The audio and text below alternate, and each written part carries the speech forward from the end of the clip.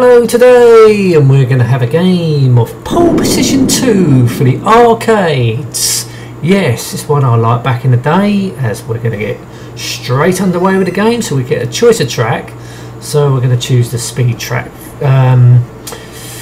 Not really a lot has changed from the first one to the second one, so you can choose the track. Here we go. Fucking trouble with these MAME emulators, it's really hard to control. Oh, bloody hell, that's a hell of a screech.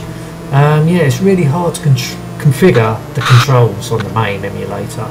Obviously this was made for the arcade, so it was made to have steering wheel and pedals, so yes, it can be quite a challenge to configure the controls the way you want it. These ain't perfect. Oh, fucking hell. God, that's a big screech there. Mind you, it was the same with the first one when I reviewed the first one. But, you know, yes, so where did we... Well, after all that, we came 5th. Okay. This is the first time in about 30 odd years I've played this game, but here we go. Ah, oh, fucking hell. So the car in front of me got a slow getaway and I fucking went straight in the back of it. This game came out in '83, so this is the follow-on from Pole Position, fucking hell, which came out in '82, which back then looked really decent. It was one of my favourite games back in that day. And the second one, you know, there's not a lot of difference, graphics look the same, but back then you've got to remember this is the early '80s. Ah, fucking hell. So, you know, when you crash you get the car falling apart. And a choice of tracks. I think that's the only differences you get in this. But back then, fucking hell, as I keep crashing, that was rather revolutionary because of the technology back then weren't as advanced what it is now, as we fucking didn't get very far. Yes, well, obviously we got to enter our name in the arcade fashion because it's an arcade game. It was originally with a steering wheel, so you have to enter your name like this. So yeah, that was good to play. I'm gonna maybe have another go because I've got to try and get used to these controls. I just wish I had a steering wheel and foot pedals, you know, then I can appreciate this game for what it is, what it was back in the arcades. Right, okay, I'm gonna have a go on Fuji. Old Japanese circuit back in the day. Yeah, so here we are again.